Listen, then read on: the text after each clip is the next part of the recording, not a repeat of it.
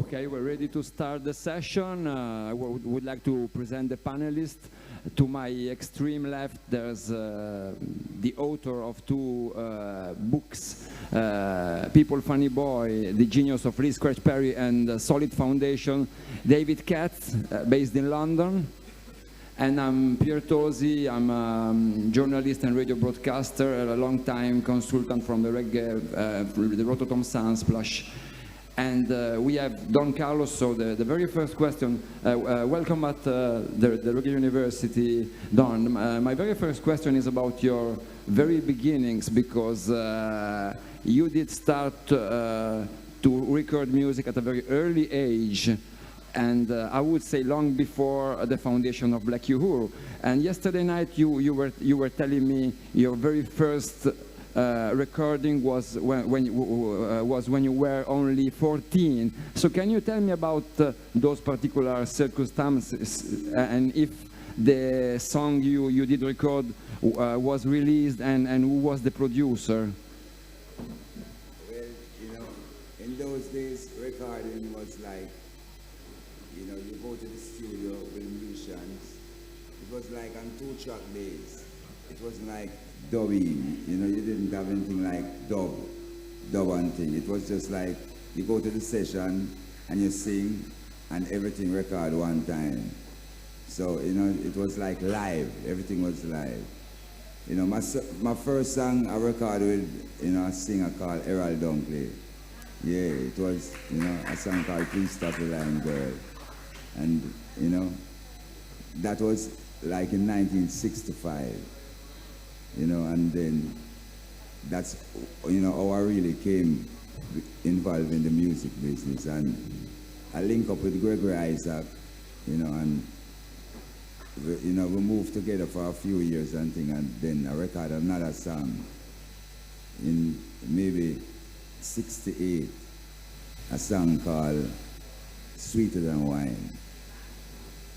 So, you know, those were my two first records.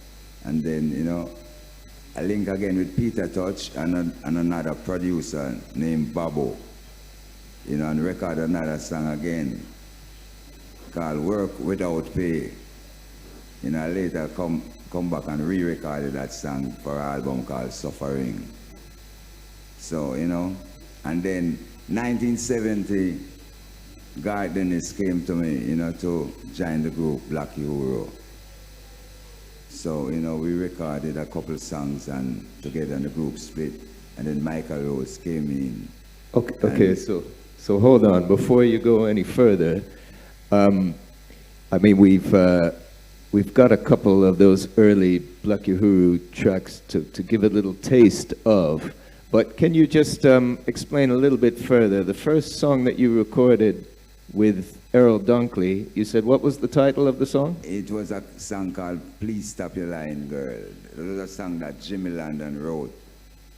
So you recorded that for Joe Gibbs, so it's you on the harmony? Oh, you know, how did you know that was Joe Gibbs? And at that time, his name wasn't really Joe Gibbs. He had a record label named Amalgamated Record, you know, and he had a record store on Beeson Street, just like little above a record store that Bob Marley used to have, you know, and I used to work at that record store. Really, Joe Gibbs came to Jamaica. He wasn't really a Jamaican. He's from one small island. He came to Jamaica as really a technician, you know, fix radio and TV, you know, and all those things. And he just gets involved in music and becomes Joe Gibbs after, you know. At those times, Bunny Lee and a lot of producers was, you know, like young. They didn't even around yet. Bunny Lee used to work at JBC radio station, you know, and come around at the record store, you know, because I used to work in Joe Gibbs record store, you know, while I was there. So, you know, it's a long history, and it's, you know, for me to explain, it's gonna take a lot of time because it's a lot of years, you know. Okay. Even though, you know, some of the things, you know, it reflect right away. Some of them, you know, I have to go back and think. So, you know, it's a long story, you know, our history, you know, it's a long history. Okay, well, we've got quite a lot of music to feature to remind the public here of all the great work that you've done. But just before we move to that Black Uhuru phase, you mentioned a song you did with Gregory Isaacs, or for Gregory Isaacs, called, what did you say? Oh, Sweeter Than Wine. Sweeter Than Wine. Yeah. So what name was that released under? It released under Don Carlos. Yeah, Okay, so Don Carlos. so you were already known as Don Carlos at that Yeah, time. So yeah. where does that name come from, and what is it supposed to mean? Well, originally my name is Carlos, you know, because, you know, you have a lot of Carlos in Jamaica, because Jamaica was once a Spaniard, you know, connection, because Jamaica was really a Spanish connection before it became that English, you know. So, you know, you have Spanish Town in Jamaica, that was Jamaica's first capital, Spanish Town, because when the Spaniards came to Jamaica, that's where they lodged, Spanish Town. So, you know, Jamaica really have a lot of Spanish name and still have a Spanish touch, you know. Okay. So you're saying Garth Dennis came to you to have you join Black Uhuru. Is that what you were saying? Is that correct? Yeah. So yeah. what was the circumstances of that, and who else was in the group at that time? Well, it was him and Ducky Simpson at the time, you know, and he came to me and said, you know, Dan, you want to say, you know, me and this brother is, you know, trying to form a group, but I realized that we want a third man, you know, will you willing to join the group, you know, and I said, yeah. So what was the first song that you recorded with the two of them? The first song was a song called Folk Song. Okay, so selector, Folk song. give us a little bit of track one and remind the people of these early beginnings of Don Carlos with Black Uhuru.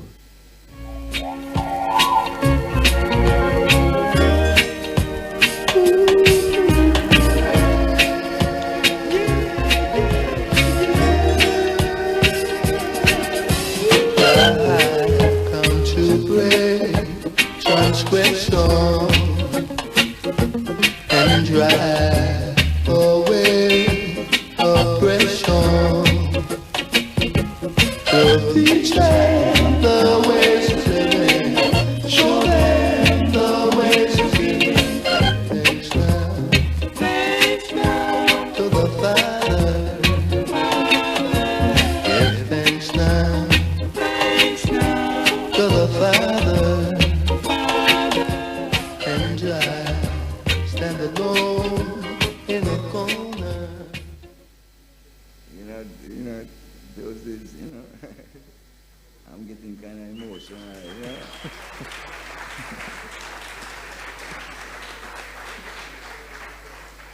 Yeah, so what do you remember about that track? I remember those days was the days that really, you know, started me to see Rastafari, you know, and, you know, kind of, you know, build me in a way of positiveness, you know, so, you know, because in my era there was a lot of, you know, destruction and, you know, distractions, you know, and I could have chosen, you know, different paths, you know, but give thanks unto Most High, you know, Rastafari guide and protect I and keep I in the righteous path, so, you know, I can be here right now, you know, and, you know, even telling you about, you know, all the good things that comes from the bad place, you know.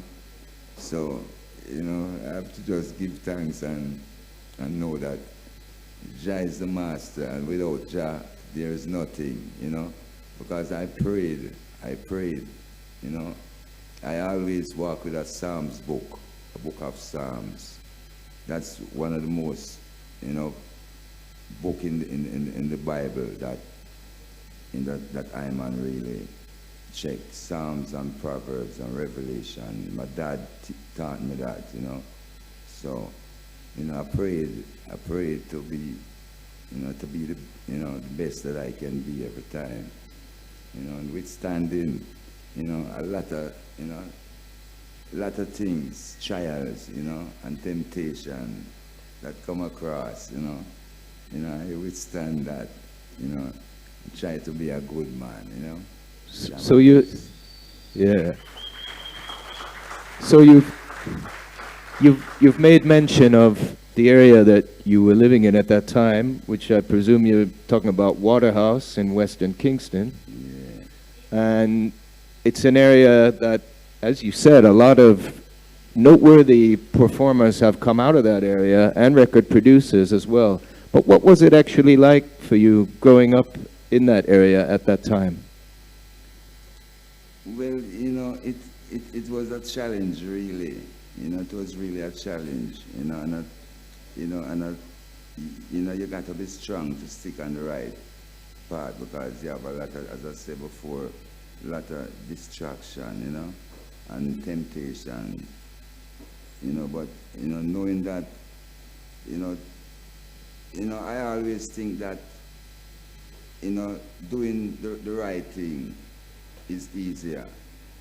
You know, that's easier, because really it make you feel, you know, fill your heart with glee. You know, you feel good within your heart. So you know, I have no problem, you know, going around, because I always try to respect people as I would love them to respect me. Plus, you know, I have a strong belief in the Most High and trying to please Him as much, you know.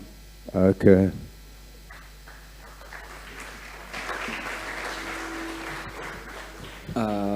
Don, this song, the folk song one, is very different from the song you did record for Jammy. The very first album is a sweet song with very sweet harmonies, and there were a lot of vocal groups singing like that. And I was wondering if one of your influences was coming from US, like the US soul vocal groups, if you were listening to that music from the radio, and if it's an influence, if it was an influence for you. Yeah, because in Jamaica, you know, they hardly used to play Jamaican music on the radio. They used to play mostly foreign music, you know, music from America mostly, and England, you know, but American music was kind of, you know, dominate the whole scene still, because you have the Drifters, you know, Elvis Presley, Ray Charles, Sam Cooke, you know, the Tams, you know, the Temptation, the Impressions, you know, so whenever there was a party, really, like the uptown people would mostly have those kind of music. Then, you know, down in the ghetto, then you will have the little sound system and the reggae, you know, where you play, you know, the rock steady, and, you know. So, you know, it was, you know, mostly American music they want to promote, you know. So most of the singers, them take like Alton Ellis, a lot of those singers, like early singers, Delroy Wilson, Alton Ellis, you know, Ken Booth do a little like it too, you know, and, you know, they used to, you know, come to America, or get a Coxsone, Downbeat used to, you know, come to America and get American records and carry down to Jamaica and, you know, give artists, and they would. But isn't it the case that the track we were just playing, the folk song, isn't it based in part on an Impressions tune, but you've rewritten it from a Rastafari perspective? Yeah. God Dennis was the one who really, you know, come up with that idea, you know. But there's a lot of story to that, you know, which some things I don't want to talk, you know. So, fair enough. You know. Well, what else do you remember recording with Black Uhuru before you left the group? We recorded another song for Randy's, you know, but that didn't come out. Well, I think we got a little piece to play of it here, and you can see if you remember it. So give us a bit of track 2, Selector.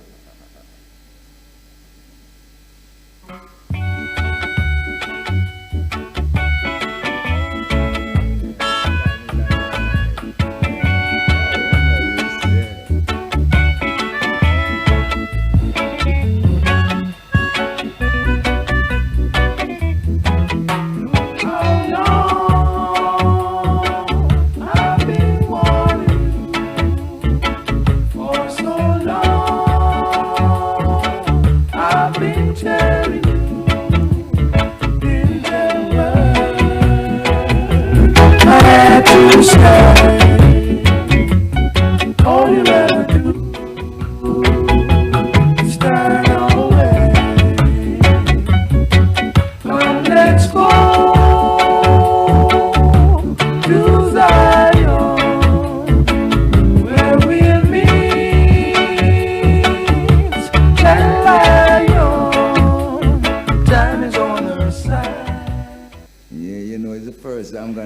song since, you know, I did it. Never heard it from that. So, you're really, up to par with history, I can assure you that, because, you have things that I don't even have, Happy to make you a copy should you require. But Thank you. yeah. So what happened exactly? Is it that you left the group, or the group kind of went their separate ways? What happened? Well, what really happened is like, Ducky came, get kind of reluctant and wouldn't come to rehearsal. And he left and took a work in town, working for the Zadies at a store. So every evening when he left work, he wouldn't come back to Waterhouse. He would stop at Trenchtown, because what really happened, God Dennis introduced him to Bunny Whalers and the Whalers, and Wailing Soul, before even it becomes Wailing Soul still. So whenever he leave Trenchtown, leave work in town, he would just stop in Trenchtown and, jam with, the musicians them down there, and till he join up with pipe and bread, and becomes a group. I don't remember the name that they were, but they also recorded a song, as I think maybe not Wailing Soul, but a different group, Right. I think they were recording as the Classics at one point, and also Pipe and the Pipers. But I don't think Ducky was in a Pipe and the Pipers at that time, because maybe, I can't fully remember, how it go, but I know when they recorded that one song, Ducky came on the corner and was like showing off on us, showing off on me and Gatti, while we were waiting on him to come and rehearse, But then after what really happened, Pipe know God Dennis as a good singer, and because God Dennis really grew in Trenchtown. God Dennis just come to Waterhouse, really. That's it. God Dennis was really a Trenchtown man. But while God Dennis in Waterhouse, God Dennis would visit Trenchtown regular, but really I wouldn't really go with him. I just stay in a Waterhouse and cool, so I wouldn't be back and forth with them, So. Okay, so the next material that I'm aware of that comes out for you as a solo artist wasn't actually released in Jamaica, it surfaced in New York. So I want to play a little bit of track 3, and you can see if you can enlighten us about this intriguing track.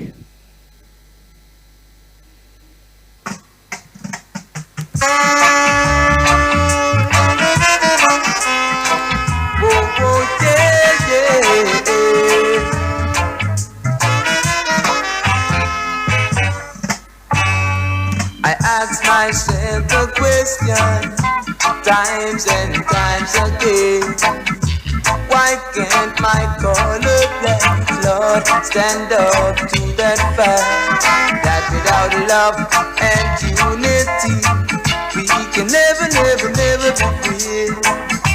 True peace and understanding they got to be.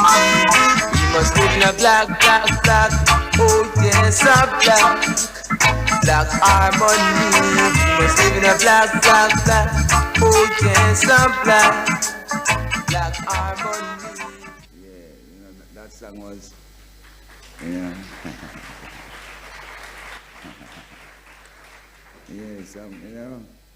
some deep recollection, Yeah, that song was recorded, I think, at King Tubby's. Oh yeah? Yeah, I think at King Tubby's. Okay, so when it comes out in New York through Bulwacky. Yeah. It's a brother named Joe Morgan. Joe Morgan, I record that song for, he came to me with the rhythm and said he want me to, to vibe out something on it. So it's two songs too, Yeah. So the other track, you could give them a little taste of track 4 is the other track to surface from that time. Prepare. Yes, indeed, yes. Yeah.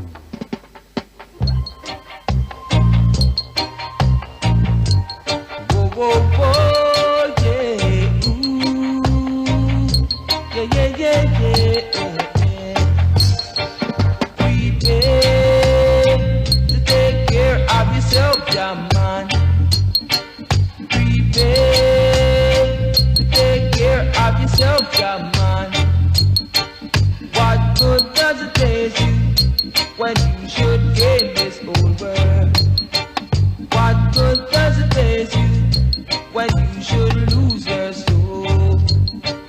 Don't bother to run, come, Jarrah won't hide you. Don't bother to run, come, just she gon' shield you. Yes. You know, this is, you know, some history that I never even thought I had, you know? So, but when you say the man Joe Morgan came to you with these rhythm tracks, who was he exactly?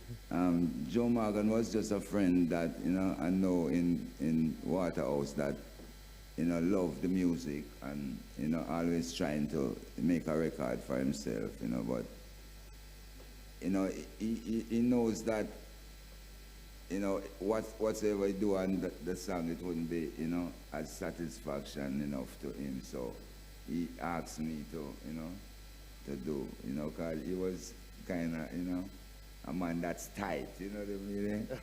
So, right. and, you know, the lyrics prepared, it was a song that he sang to on the same rhythm. Yeah. Oh, I see. Yeah.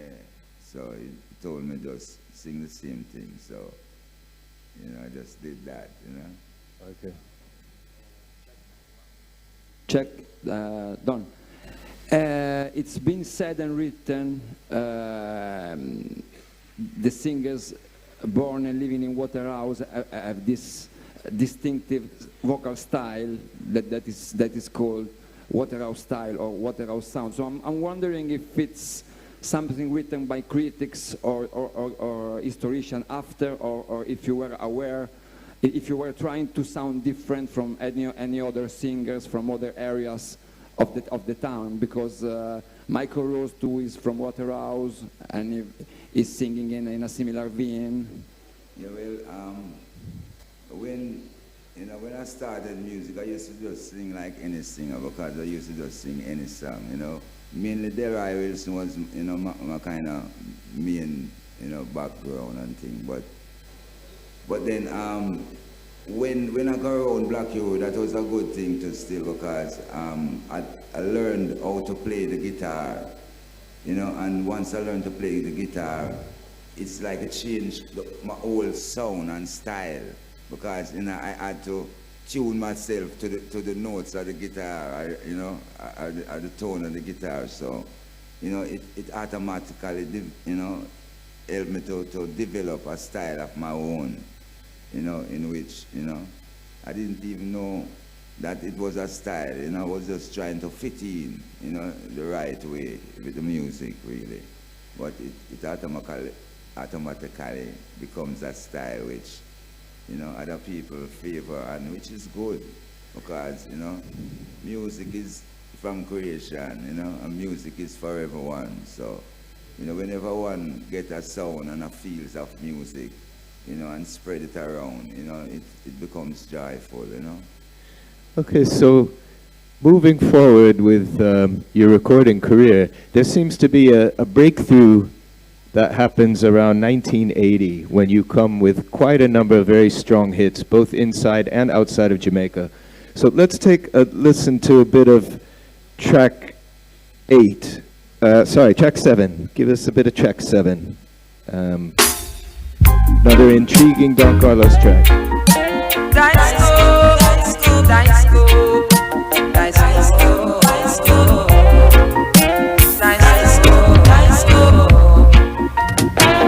Every time I heard the sound of the disco, I remember how I've lost in an unfair game.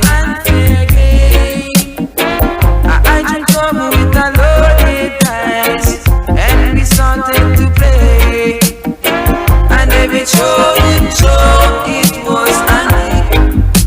Whoa, yes. And every it's a double six. Oh, me say bar, the dice now star. Whoa, yes. Oh, me say bar, the dice now star. And before we discuss that one, yeah, give us a little taste of track 8 as well. track 8, which same time frame, same producer, different topic.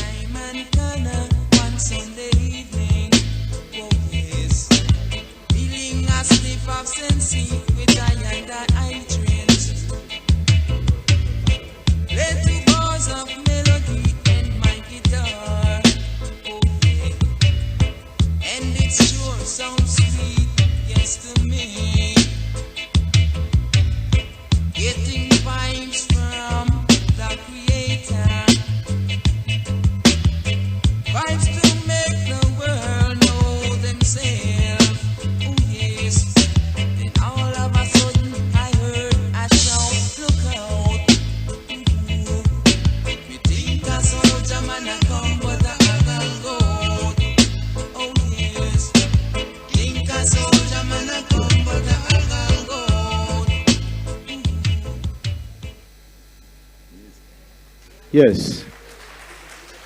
Don Carlos, what can you tell us about these two magnificent tracks? Well, before we go to that, you still have a gap. Yeah. Because, there's a lot of things that have been done before it end up to this. Yeah, tell us about it. After those songs with Joe Morgan and thing, I was just around and thing, and, Bunny Lee, I used to be just in Tub Studio, just hanging out, and trying to do my own thing. Whenever I have time or have some change, I would go to, because really Joe Morgan gave me a cut of the rhythm, prepare to take care of yourself, Jaman. And, I trust some studio time from King Tubbies, and, he gave me, and a voice, a song on it named Whip Them, Jaja, Jaja, Whip Them, with reaction from their actions. Yeah, and give it to a friend of mine that born in Jamaica and, and left and went to England at an early age, and he formed a record company named Negus Roots. With that song and, some other tracks that I had, I have Junior Reid voice on them, and Lax Castell voice on them too. Oh, yes. And gave them to Robert Palmer, and, he formed a record company called Negus Roots in England. Well, before you go any further, play us a little bit of track 5, and we'll see which is the Negus Roots period.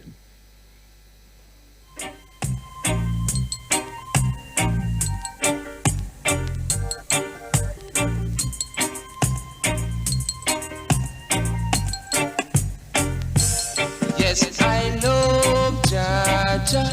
Yes, I love him. Ooh. I love Jaja. Yes, I love him. I'll give thanks and praises to Jah every day. I'll give thanks and praises to him in every way. 'Cause he give me the moon and the star, the sun, the rainy day, even the birds that sing with sweet refrain. So is this like your first self-produced material then? Well, as I say, yeah, this is one of them, because there was two styles that have voice and that rhythm the same day. One named Whip Them Jaja, and the other one I Love Jah, Okay. Which, in those days, I was just strangling the Most High, so whatsoever thing, I try to do, I try to make it pleasing to him, Okay, so you said you were there hanging out in King Tubby's studio on a daily basis. And what happened from there? Yeah, and then Bunny Lee, of a friend, came from England named Fat Man. And he came to voice an artist. I don't know which artist, but anyhow, he didn't find the artist to voice. So he was leaving like the Sunday, and he came the Saturday. And, I was the only one in the studio at the time. It was just Jah Works, that, he came to me and said, you want to see me have to leave tomorrow and me have them two ready, me have want it, you know. A man put some vice on it and thing, you put it. And me say, all right, let me try it, you know. You know that. Yeah, so give us a hit of track 6, which is a real anthem that came out of this session. Oh yes, now the day boy, live like hey little girl, don't forget that we've got a date. I'll be at your gate at precisely 7:45. So put on your best dress and don't be late. Boy, yes, I would appreciate if you have some faith. Boy, you're gonna have a nice time tonight, and everything will be alright. Real uptight, boy, out of sight, yeah.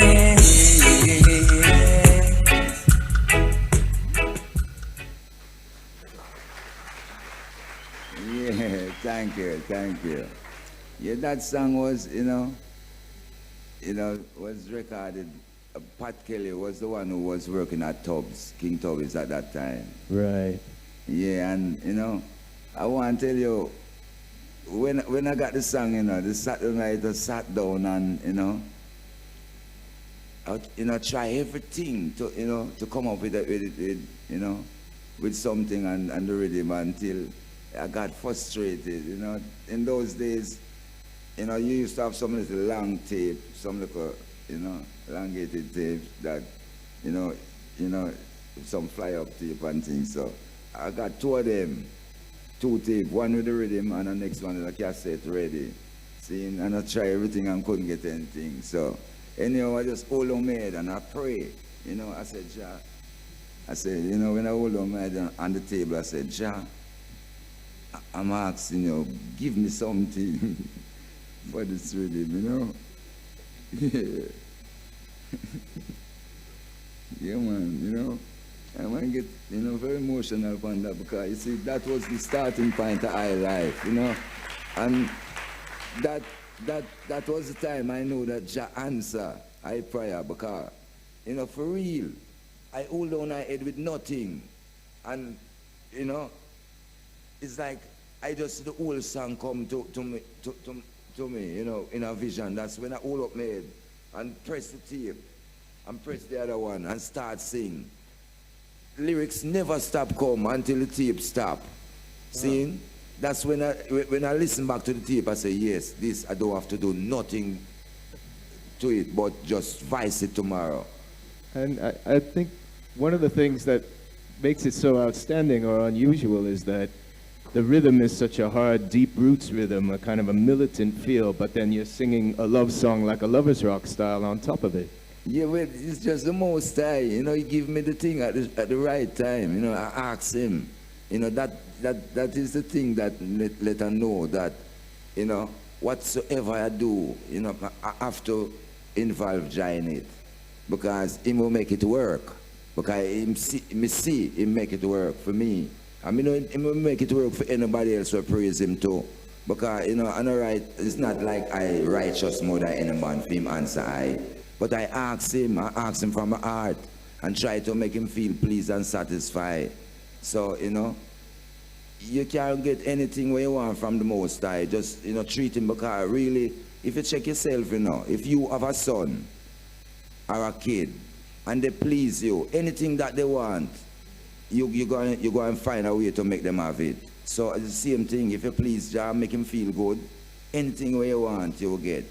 So, this is an example, and, may I share it with the item too, because, it can make things better, Give thanks. Now, Don Carlos, I have to give a slight time check warning that in about 10 minutes we're going to hit the question and answer section. Allow the good people here at Rototom SUNSPLASH to put their questions to you. And of course, we're only very early into your career, so we may not get to delve into quite the fullness of it, but we still want to discuss as much as we can. So moving right along, Those other two tracks that we played, recorded around the same, not shortly after, we could say, shortly after Late Night Blues. Yeah, maybe about 4 years after or so. But because really what happened, the first Dice Cup that you played was done. You have a version before that, you know, in which I recorded that for Jonjo. What really happened? Okay. Jonjo has come on the scene and was taking over everything. Really, when he was working at King Tubby's, I was there all the time. But then after doing that song, Late Night Blues, he came up in England, and that tune was a big tune in England. And you know, when he came and realized that it was me, because he saw me at the studio every day, you know, not doing anything and thing. He didn't know if I could sing or not. So when they told him that it was I, he came to Jamaica and decided to have me recorded. I was a postman at the time, you know, working for, you know, for minimum wages, you know, struggling to survive, you know, serving meals, you know. So when John Jolas come along, that was good because he gave me a bulk of money same time that I could afford to stop work and finance my kids, because at those time I was, you know, getting young kids, you know, and I had 3 kids, right, you know, that I had to fend for. So, you know, it's a whole lot, as I say, you know, my history is a whole lot of, you know, indeed, that'll take years, you know, for well, me to explain. Since you mentioned the great Junjo Laws, then let's take a listen to a bit of track 9 and see what you can remind us about it.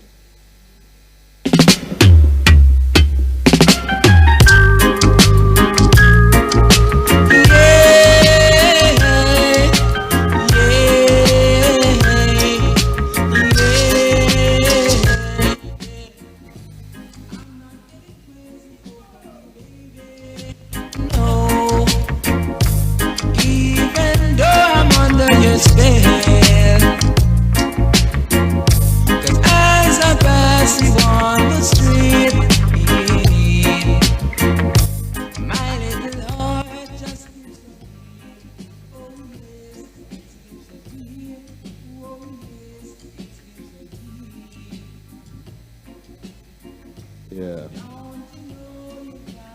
Gives a face. You know, I can't tell you about this one because this one caused a lot of emotions. Because, you know, what really happened when I record that song, that's the reason why I go and record Dice Cup and a different. John's lucky I didn't record this over, because you know what? This rhythm was built for me. Okay. And I find John Jolas put Yellow Man, everybody, Liquor John, everybody, right, and it, Rankin Tie and all but my song. That was the song that caused me to, you know, upset with John Joe. Oh, And start lick over back everything, remake everything for Channel 1. Oh, I see. And he found out and put out the album, that the album wasn't even ready fully. Some of the songs was okay, but some needed to work on. So he put the album Day to Day Living Together and put it out. So, you know, so, you know, that, you know, my life, you know, I've got a lot of fight in the music business. Lot of, you know, but Jah still carry me through. You know, I've been with a record company, Ras Records. Yes. Give thanks. For years. And he put out 9 albums with me, and he didn't even put one promotion in the paper or in any magazine. Oh. So, you know, it's a lot of fight. You know, just Jah carry right through, and the people, you know, give thanks, because you are the one who really feel me and call for me so people can know about me. So give thanks. You lovely people, I love you. Well, we got a few more tracks to play before we go to the question and answer. Let's give a little listen to track 10, which was the title of this session. So let's hear what it's all about. And it's still in the...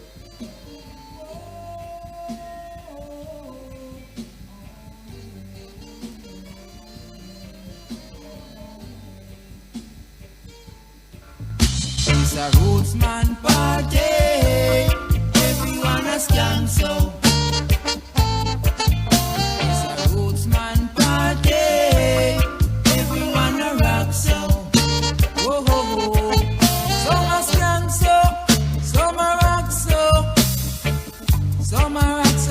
a skank so. See me hydrang's them just a wiggle up them waist to the drum and the rhythm and the bass. Whoa. Yeah. So, are your memories of that track a little more positive than the last one? Yeah, man. That was me. You know, me and my partner Gold. You know, yeah, that track was with Iron Gold. You know, yeah, and that was recorded in same John Just session too. Yeah, that was one of the solid songs too that I had, you know, finished on that album. You know. Yeah, I know my colleague and I have questions for you about Gold, who did such great work with you.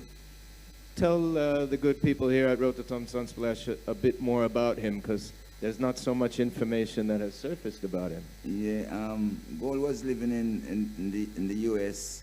in Washington D.C. and you know, unfortunately, in 1998, you know, he got shot and was paralyzed. You know, they even amputate, you know, one of his arm and, you know, and his speech get impaired, you know, couldn't even speak, you know, so, you know, he's in Jamaica still, you know, struggling, but, you know, trying to recover, you know, trying to get better, but it's gonna be, you know, a long while. I'm not even certain if he can become normal again, you know. Very sorry to hear that, but how is it that you began singing with him in the first place? Well, you know, he came in my area, you know, because he hails from, I think, St. Elizabeth, yeah. Okay, out in the countryside. Yeah, in the countryside, yeah. But he has some family that's, you know, in the area, so he came and he was, you know, interested in music and things, so, you know, he would follow me all around, you know, every session, every studio, you know, when he would follow me and, you know, we'd link up and, you know, and did some things together, you know. Okay, so in the interest of time, so you mentioned before Ross Records, yeah, and you did quite a number of tracks for them, quite a number of albums, as you said. yeah. Let's take a little listen to a bit of track 16. This is coming up a little later in the 1980s, and we'll see what you can tell us about it. Jah, Rastafari, shall we leave all these children out of the hands of Babylon? Yeah. Deeply, I'm deeply concerned. I'm deeply concerned about my brothers and sisters in Africa, South Africa. About my brothers and sisters in Africa, South Africa. Every night I go to rest, I pray for you, my brothers and sisters. So Don Carlos, where was that particular track recorded? That track was recorded at Channel 1. Yeah, that track was recorded at Channel 1, you know, in like maybe 1978, because what really happened, what inspired me to write those songs, you know, certain things that they never even talk, because, you know, in between I did an album with the same Negus Roots. At the same time, I did an album with Junior Reid to Laxi Castell. Yes. You know, an album with Junior Reid named Minibus Driver. Yeah, Oh, yes. I'm the producer for that album. Okay. And Laxi Castell, Morning Glory. You know, I'm the producer too. Even some of Laxi Castell rhythm, he used some of my rhythm and build up his album. So, Okay. you know, there was a lot of things in between that happened, you know. Sure. But those albums went in South Africa, Suffering, and becomes a big hit in South Africa. So that inspired me to write this song, because what really happened, I tried to go to South Africa and they wouldn't let me. They said if I go to South Africa, I'm banned. So, you know, they wouldn't let me go to South Africa, so I couldn't go at the time until 1983 when the apartheid was end. I see. Yes. And so you've been based in California for quite a number of years now. When did you first move there? Well, from the first time I came to America in 1983, I went to California and fell in love with California because of, how the people in California think. They think different from the people in New York. They were more friendly, they're more warm and loving, and they think more health conscious. So, California was a place that really attracted me because of, how it's set, and then there was a lot of music in the Bay Area, so. Well, let's take a listen to a track that comes out of this Bay Area connection. This is track 17, and it's a project with Groundation, with Cedric Mike from the Congos as well.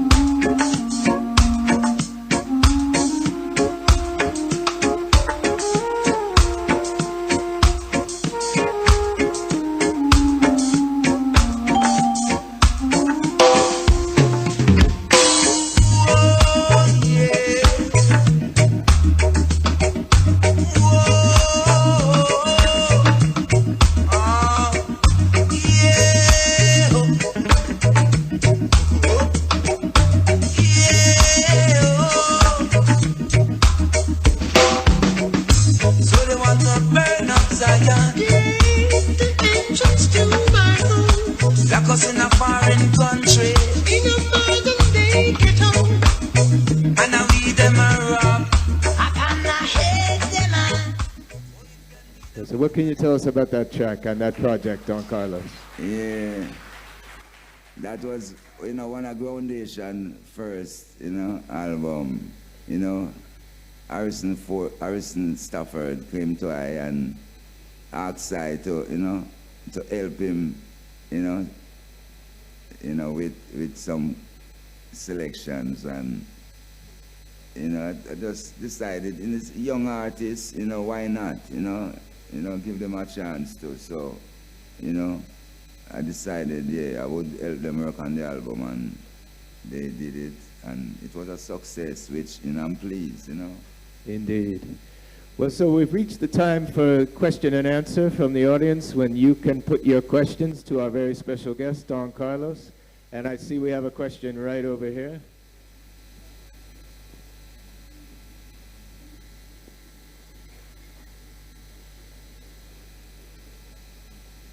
Thank you very much, and thank you for a wonderful performance last night as well. It was great to hear a live horn section. Many of your colleagues in Roots Reggae have cut out the horns. Can you tell us why you keep a live horn section in the band? Give thanks, my brother. Give thanks.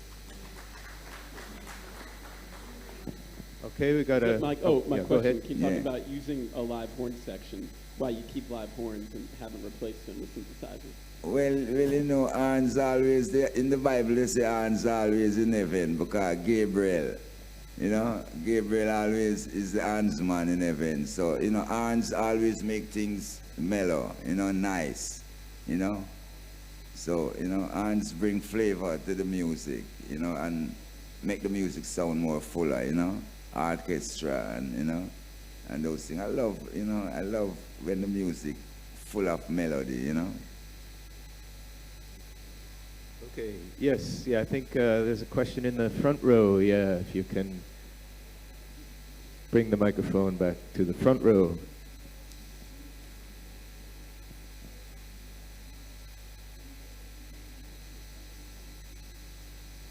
Good afternoon and greetings. It's an honour to share this space with you. Thank you. It's apt that you mentioned Aug Pastel, because he was one of the artists that I had listened to since I was a little girl, and one of my questions was going to be, have you ever worked with Pastel? And you've obviously answered that question. Laxley Pastel. Oh, Laxley Pastel. Yeah. Well, we never did anything together still, but before Laxley Pastel even record, he used to come to me and for guidance, because he used to sing his song, and I would tell him, sing it this way, put it this way, and things. So he was a kid that grew on the same Jomel Avenue. He used to live on Jomel Avenue, same King Tub, so we were frequently together, Okay. So I have a request. I became acquainted with your music after I saw Black Europe performed with Michael Rose, Puma Jones, and Ducky Simpson in 1981 London. Yeah. And then I wanted to research Black Uhuru and then stumbled across your name, Don Carlos. Yeah. And I then subsequently purchased the Suffering album. Yeah. And I was hoping you were going to sing a tune off of that album yesterday evening. And the tune is Jaja, Please Hear My Plea. And I wondered if you could do this a cappella for the wonderful audience. Well, I'm not certain if my voice is kind of, because I was so happy, you know, with the vibes every time. So I didn't go to bed till maybe like 6 o'clock this morning. So I think we can you know, all my share voice that is kind of sentiment. rusty, but I'll try, you know. Okay, then, give thanks. Jaja, please hear my plea. Whoa, Jaja, hear and answer me. Yeah, for so long I've been in Babylon. Whoa, and they want to give me an helping hand. Yeah, all they try to do is fight I down. Whoa, but I know that Jaja will keep I and I around. So, Jaja, please hear my plea. Whoa. Thank you, sir. Yeah. Thank you, thank you. Yeah. Yeah, man, and Jah did hear my plea and answer me, you know. I asked him, you know, those songs was like, you know, asking, you know, asking Jah to hear my plea and answer me, and he did. He did. Thank you, Jah. Thank you. Thank you for your contribution, as usual. And yes, we have time for a few more questions from the floor here. So who next would like to put their question to our special guest, Don Carlos? Who else has got some questions for our guest? This is your chance. Yeah, do I see some questions coming up? Yes, we see one here.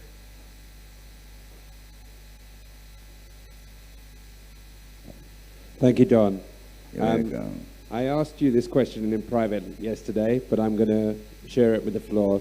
You are good friends with two artists who are no longer with us, at least in the physical realm, Dennis Brown and Gregory Isaacs. Can you tell us about your memories of them?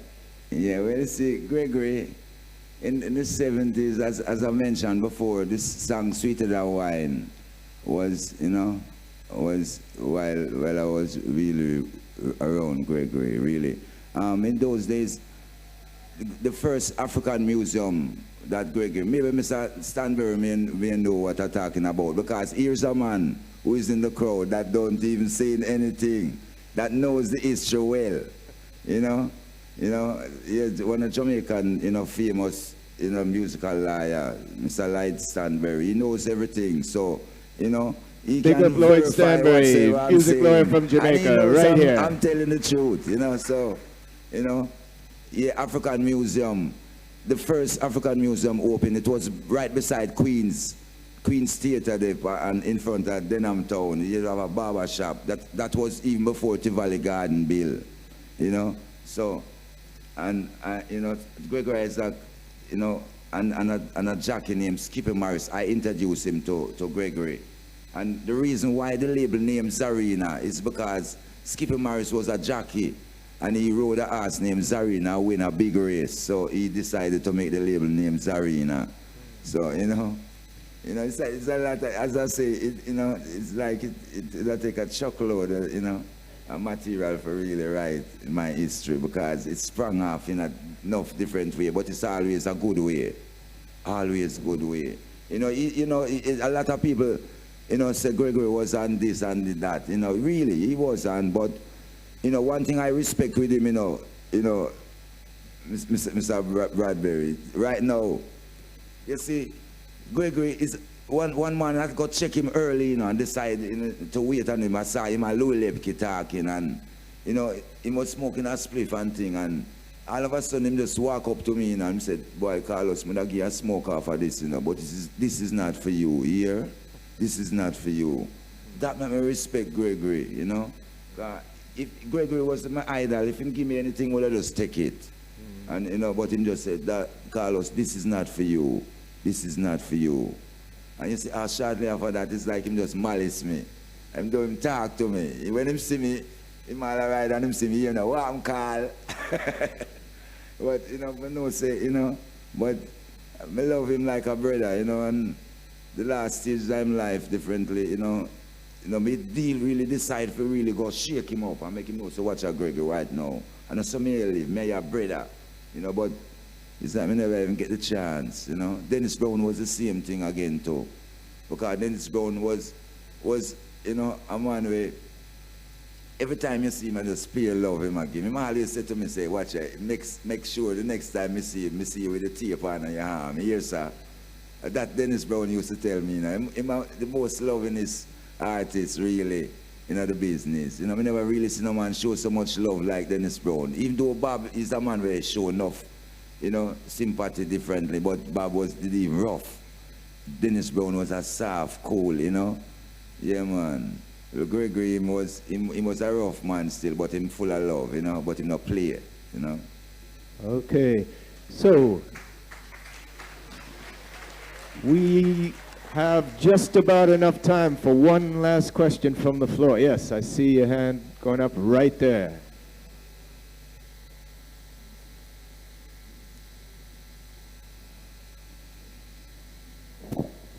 Yes, Don. Respect for last night. That was a wonderful performance again. You guys, I spoke to a couple of the other guys that were performing as well, and you guys are prophets, really, and you bring a lot of teaching and healing through your music. Do you find that the music business doesn't promote this kind of music as much as it should? I know when Bob was around, it was big, but as soon as he went, it seemed to quieten down a bit. How do you think you can navigate this business at this time? Because I feel there's an awakening happening with people and consciousness, and we need to hear this message more. Do you think it will happen in these days? Good question. Good question, you know. But as you know, how the system is still, it's really divide and conquer, you know, and the more they can feed your head with negativity is, you know, the easier they'll get to control you, you know? Yes, so, you know, they don't really want the people to really, you know the righteous things, because it's gonna benefit the people and not them. You know, because, take for instance, you know, even this system set in a way that it want to give you things to hurt you more than to cure you, you know? Because, all right, say the herb thing then, just that as a little example. You know, they know herb is the healing of the nation, and herb cure everything, every ailment, and yet still they want to put you in prison if they find you using it, something to make you even better. They want to, you know, so you know, so the system is a thing where it really feed you with negativity. So they don't want to feed you with positive vibes and consciousness, you know, righteousness. Because, you know, if they do that, then they can't control you because they're going to know too much, you know. So, you know, that's the thing why you find say, you know. Okay. But give thanks to all you lovely people, you know, keep the spirit, you know, and uphold righteousness in whatever way or form, you know, and knowing that, you know, it's only righteousness can conquer. Yeah, and let us go. You know, we may look small, but we are large. So keep the positiveness every time. Don't forget it, you know. Keep the righteous part, you know. Don't make nothing distract you. You know, before so, you just put one thing at your aim. Make certain that you try to please the Most High. Don't even try to please me or no one. Just please the Most High. Remember that. You know, make him know, say, yeah, you feel good within your heart for him. So, yeah, and everything will be all right.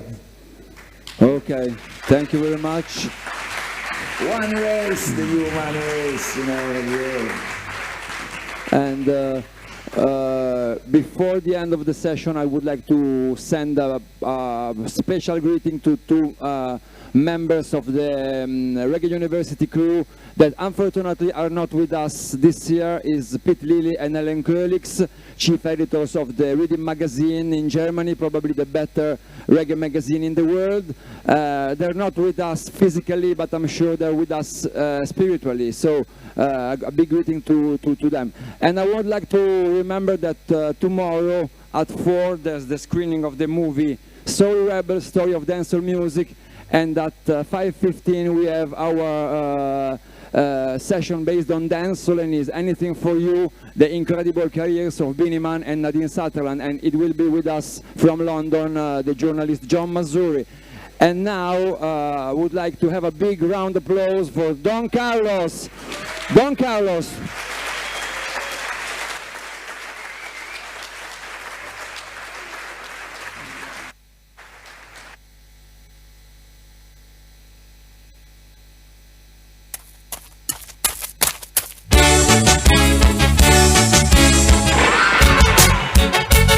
Hold on, oh boy, I tell you, badness no pay.